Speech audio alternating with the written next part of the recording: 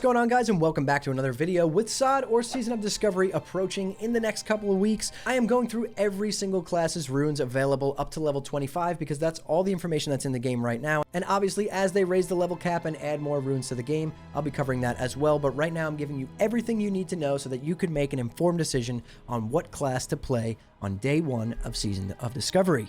So without further ado, let's dive into the Priest.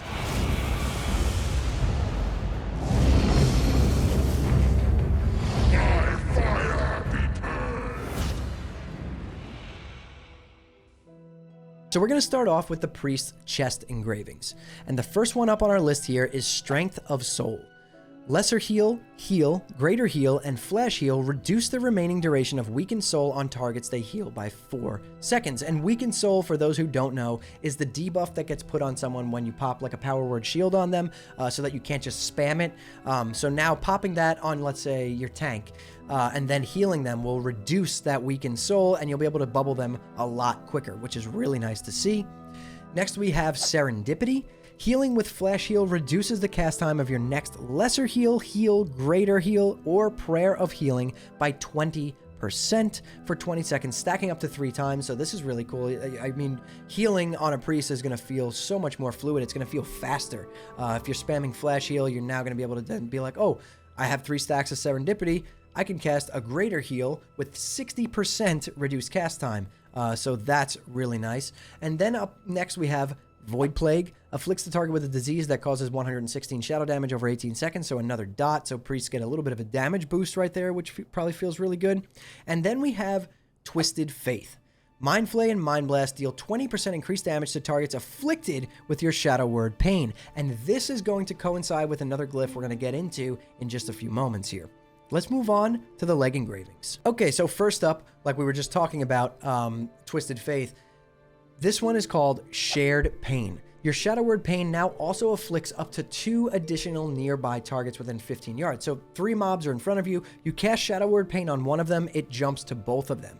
And now combine that with Twisted Soul, and you have a big damage increase for priests. Next up on the list, we have Homunculi. Homunculi. I'm not sure how to say that. Homunculi. Homunculi? Homunculi. That's what we're going to say. Break off splinters of your soul to animate 3 miniature copies of yourself that attempt to attack your target with a mace, a sword, and an axe, reducing the attack speed, attack power, and armor, respectively, of any target they hit. Really cool. So it's going to be like Shadow Apparitions. Power Word Barrier. Summons a holy barrier to protect all party members at the target location for 10 seconds, reducing all damage taken by 25% and preventing damage from delaying spellcasting. So this is going to be like one of those dome effects. Priests are going to be able to throw a Power Word Barrier down on the ground. If you stand in it, you take less damage and you get less pushback when casting spells. Super useful, very nice. Going to be really awesome in raids and world PvP. And then we have Prayer of Mending. Places a spell on the target that heals them for 150 the next time they take damage or receive healing. When the heal occurs, Prayer of Mending jumps to a party or raid member within 20 yards, jumps up to 5 times and lasts 30 seconds after each jump. This spell can only be placed on one target at a time. So a nice AoE heal, kind of like their version of a chain heal on a priest. That's going to make things feel a lot better when raid healing on a priest or battleground healing on a priest. Prayer of Mending being in vanilla is big. It's very big for priests. So let's move on to the hand engravings.